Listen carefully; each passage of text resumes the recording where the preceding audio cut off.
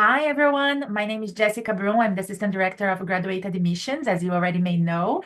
Thank you so much for joining us in this session, and congratulations again on your admission. I'm here today with Professor Filippo Lancieri, and we are both from Brazil.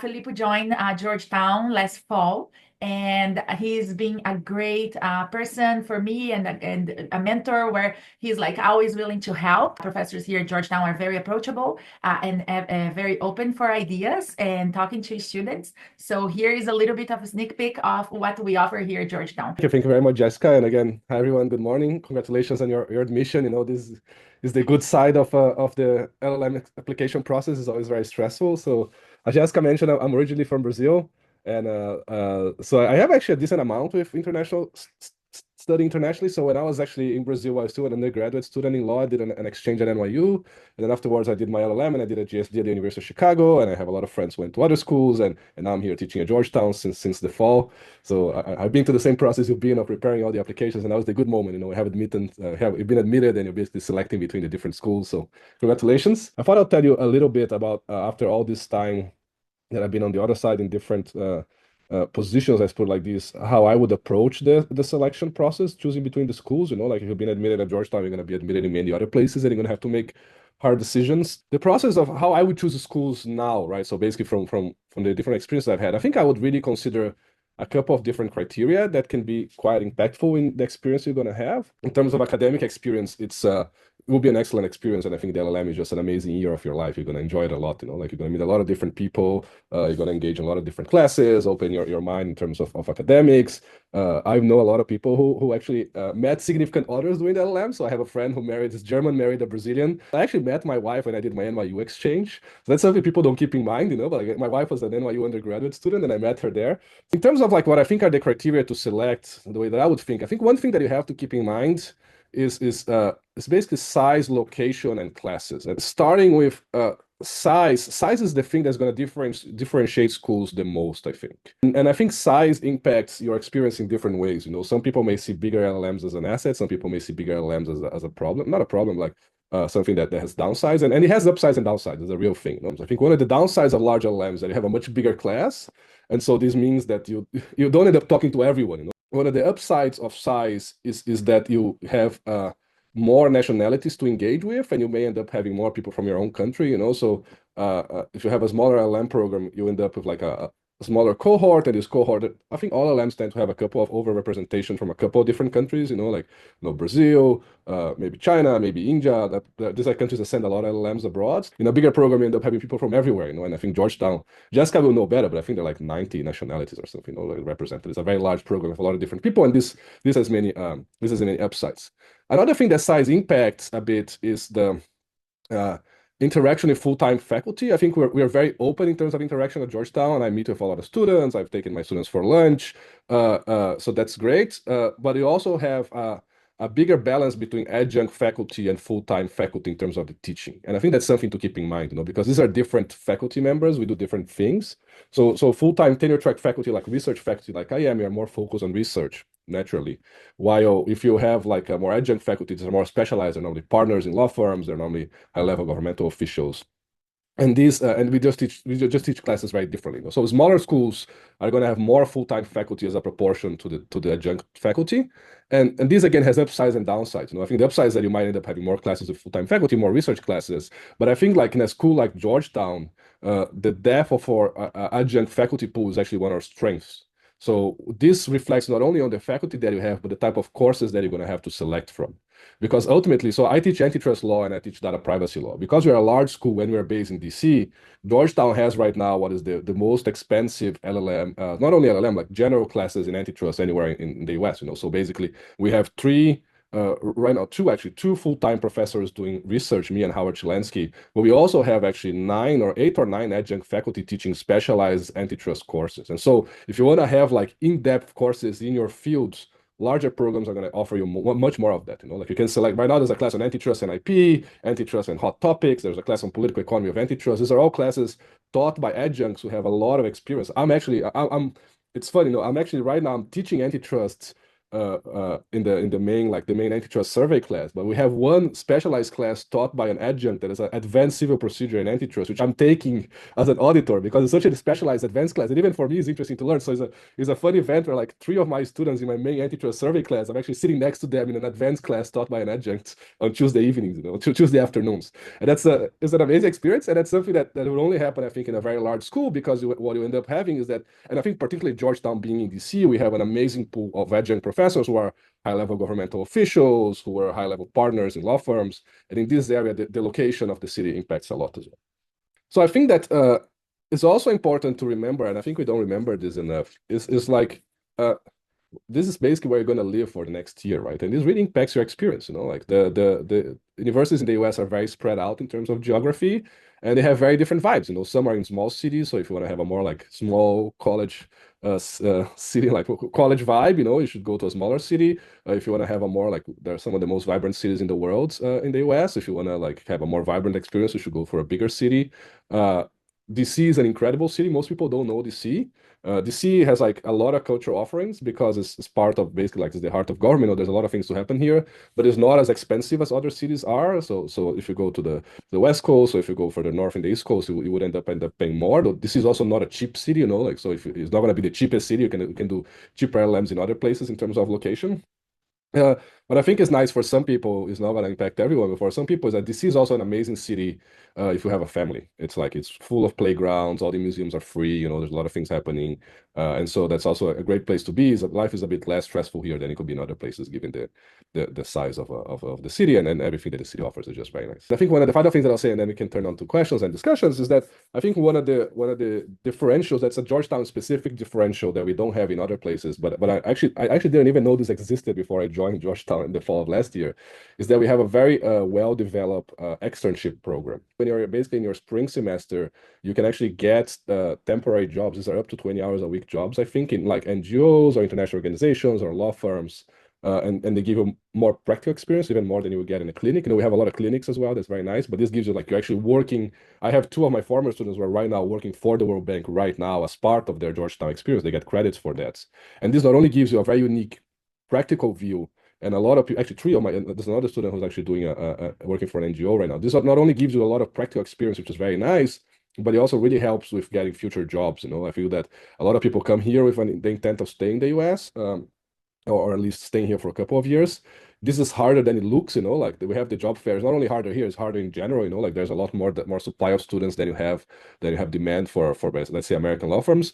But because we are in DC and there are so many international organizations in DC, these organizations have wide international representation. They talk to a lot of different people. They actually they can sponsor visas, for example. What you see is that some of my students who are doing these externships actually already got job offers to stay after a while, and especially people coming from, for example, China. There's a student from Turkey. There's a student from Brazil. So people from very different geographies actually end up finding both externships, and this is putting them in a good position to also find jobs.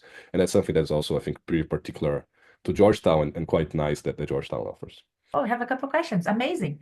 Nice to see you here again. And please Hi, ask your Mr. question. I have a question about your path to be an academic here in the United States. I'm French, actually. I'm finishing a PhD. I'm a practicing lawyer. And one of my goals is to be a professor of law and an arbitrator. So I was wondering if it's difficult for a foreigner to have a position, a permanent position in a university in the United States, if a SJD is necessary or not. I saw that you've done an SJD, but some people tell it's not important if you have a PhD. So I would like to have your input about it. The main challenge for law schools is that the teaching style in I think connecting a bit to Jessica's question before, the teaching style in US law schools is very, very different from the teaching style that I had in Brazil, and I think the teaching style in other places. Like we tend to have much smaller classes. Like I had a seminar last semester that had literally 10 students, so it's really close. We had a very close interaction. But even like the largest classes here, the 1L classes will be a bit bigger, but the largest classes for LLMs are going to be, I think, 60, 70. I mean, I have a class now that has, I'm teaching antitrust, a pretty large class, but it has like 74 students right now. And we do much more the Socratic method, means that we talk to people, we ask questions. I'm not just speaking for an hour and a half. And so schools are going to want to know that you can teach these classes, and they're going to also want to know that you can do the type of research that is done in the US. That's very different from the research done in Europe. It's more interdisciplinary. So I think that the majority of foreigners who get jobs here do a GSD. And there are some exceptions. I know someone, a professor called Jens Frankenheiter at WashU. He's a German. He did his PhD in Switzerland. He now has an amazing job at WashU, but he at least did a 2-year postdoc here. Can I ask your question? Hi, yes. Good morning, everyone. I received my admit to the Tech Law and Policy LLM, I think 10 days ago, and I'm very happy with it. I think one of my first questions is for students coming from abroad, what are the few issues you see them facing and how better can I be prepared for them? Academics wise or general adjusting, anything, any pro tips or life hacks that could make the first few weeks easier? As you look for your courses and you're going to get syllabus, I think it's very helpful to start getting to the culture of reading and taking very detailed notes in advance of the classes rather than like just waiting to like just going to class and then see what happens. My students are also saying like, the first few weeks are a major shock in just like the amount of teaching that you do. And that the amount of reading, sorry, that you have to do, sorry. And so like being able to like do a lot of the work in advance is going to help you a lot. Another thing that I think you can do that's a good preparation for the LLM is actually, and that's something that Georgetown offers and not all other schools offer, is to really seriously consider the summer program and come here before. So most of the students who did the summer program, I think I mean, it is more expensive. There are trade-offs involved, but I think they benefit twice. They benefit from first, it frees them from taking these classes and they can be taking other interesting classes, because ultimately you're not taking a class in your field because you're taking one of the mandatory bar classes. And so this just gives them more opportunity to take different classes and learn more. And gives them an easy entry into the different teaching methodology. The summer program is pretty intense. They meet people. They are in DC over the summer, which is nice. And so basically you end up doing a lot of getting like on par with the reading style, the teaching style before the semester really starts, because once the semester starts, it's actually really, really intense. You're taking like a lot of credits and every class professors will give you like 20, 30 pages at least, but some people give 50, 60. And then so basically the reading accumulates very fast. It's a good amount of hard work. The LM is fun, you're going to enjoy a lot, it's an amazing time, but you also end up working really hard, and it's important to keep that in mind. But I think these would be the main tips I would have. And then I think the final tip is to not be too shy. I think LLM students tend to be shy in the beginning. They're kind of self-aware of their English. Sometimes their English is not perfect. Like, we really don't care. Like, our job is to teach you. Our job is to make you develop. And so come talk, like, make use of office hours, like. I love Georgetown, but all those points are exactly true. And it's so nice to hear from a professor the same perspective. Please ask your question. Actually, currently a student in New York City. I go to Fordham, and I got accepted actually yesterday into the tax LLM program. So I'm still very excited. My experience will be a little bit different from most people on the call because I do have an American education. I went to undergrad, law school here. But I do want to hear your thoughts about how to make the most out of the LLM program from a US student's perspective. I think it'll be my first time being in a classroom setting with people from very different backgrounds.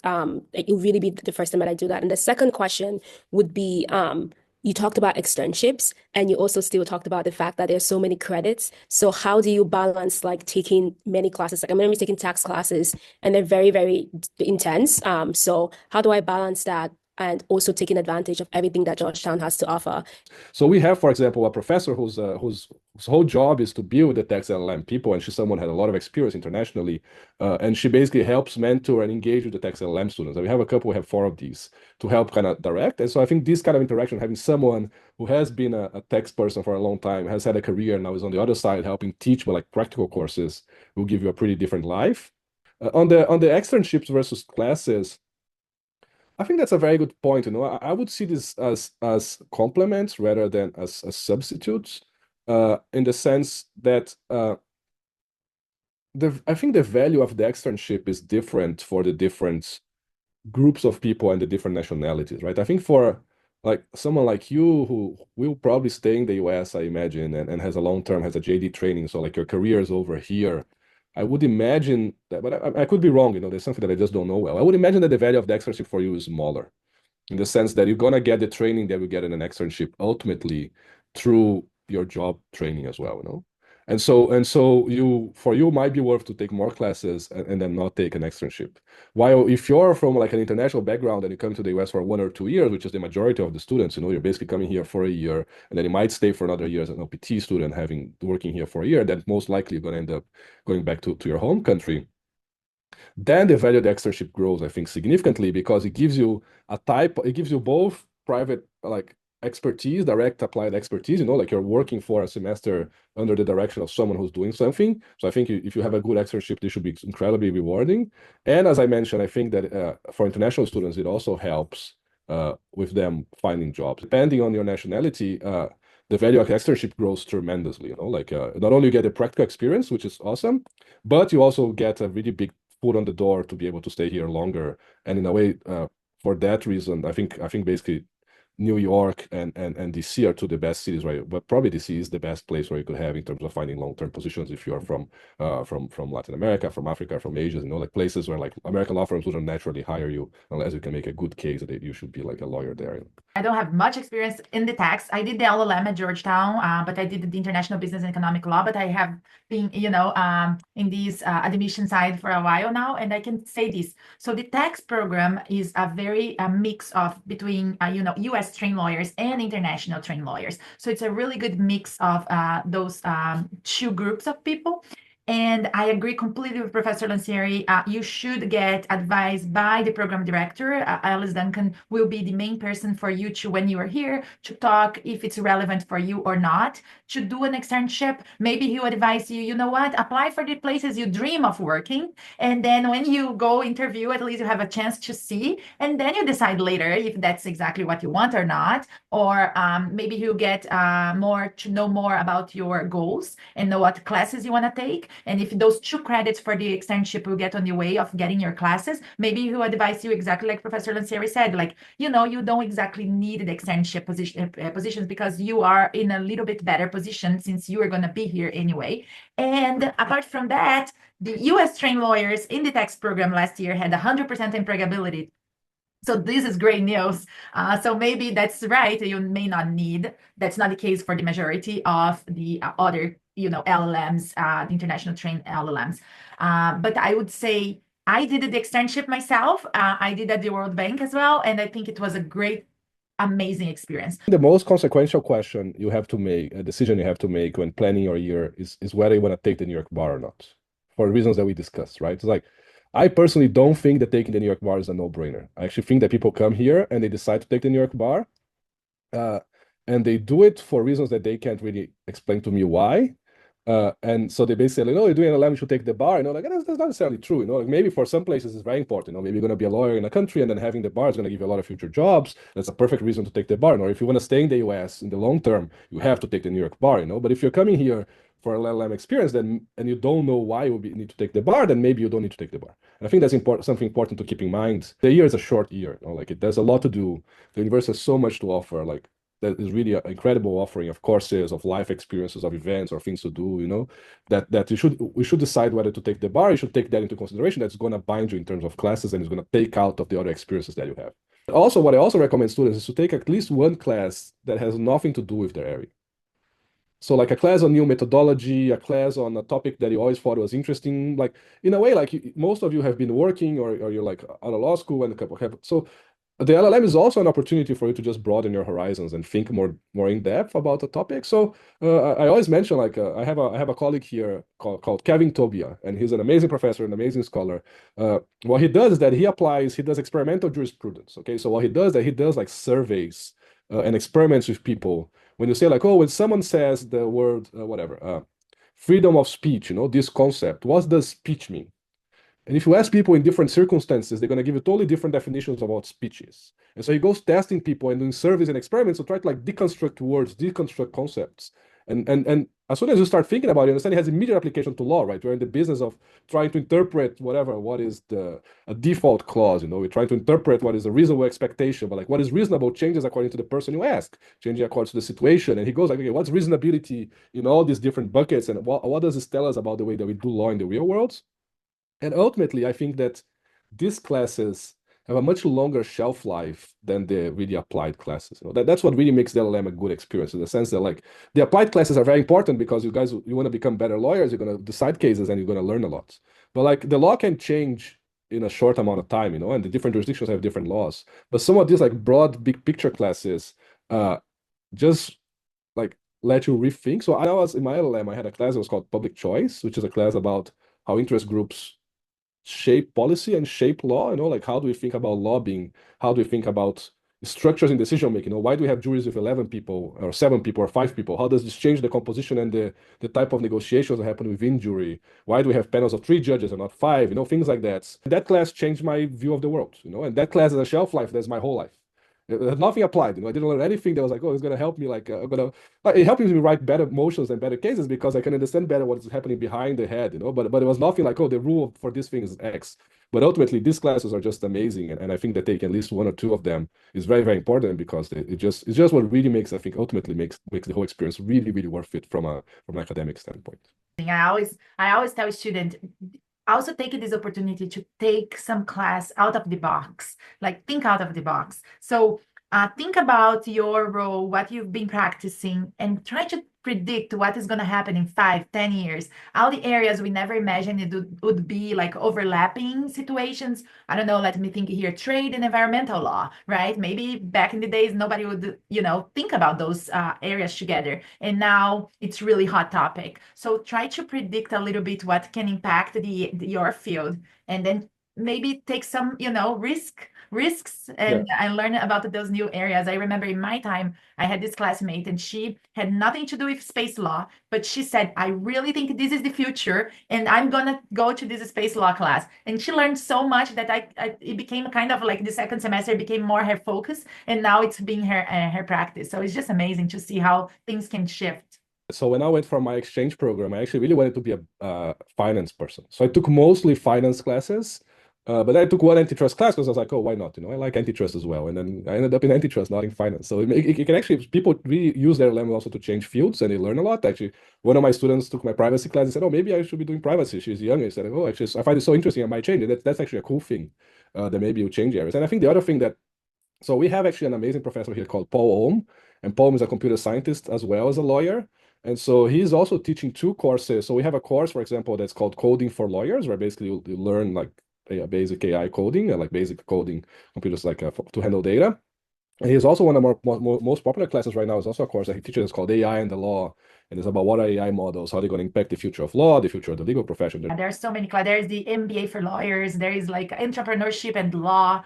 It's just like endless opportunities. We are going towards the end of our session, and Professor Lancieri, I'd like to just I know you already gave a lot of insights, but maybe if you have a last thing that you want to share now, because you are a professor, that you wish you knew when you were a student, because now you can see, you already had your experience as a student, and now you can see from another perspective. So do you have any, last recommendation on top of everything you already shared with us? Enjoy the LLM. Like that's a recommendation that I got from one of my professors when I was in Brazil, and he told me, and then I think it's absolutely true, which is like, this is a process, this is not a goal. And so you should just enjoy the ride, like you should just like, it's a really unique experience that you have a year where you're like in a new place with a lot of new, extremely interesting people. Of course, a unique professional experience, but it's also a unique personal experience. So make your decisions based on that too, I think that's equally, if not more important. And ultimately, you're gonna be in a good place, like you're gonna have an incredible experience no matter what, but think about the ride, think about like, and also throughout the LLM, like don't get so bogged down with like the everyday life that you miss the big picture, that this is a really unique moment in your life when you're going to be leaving the US, taking amazing classes, meeting a lot of new people, having new experiences. And that's just really fun and very and very nice. So that's why I think that I always tell people that I think the LLM is a no-brainer. The GSD, other programs, they have major trade-offs in terms of career. The LLM is just such an incredible experience that is really worth, if you can, is really worth doing, because it really adds so much to from a professional and from a personal perspective as well. I want to congratulate everybody again for the admissions that you received from Georgetown. And I want to thank Professor Lancieri. Thank you so much for being here with us, sharing all these amazing experience perspectives with us. I'm sure all the students now in this session and the future ones that are going to watch the session are going to really be thankful for this. So I want to thank you so much for being here with us today. My pleasure. Congratulations, and have a great evening, day, morning, wherever you are. Like that's the cool thing. People are all over the world. So thank you. Thank you for taking the time.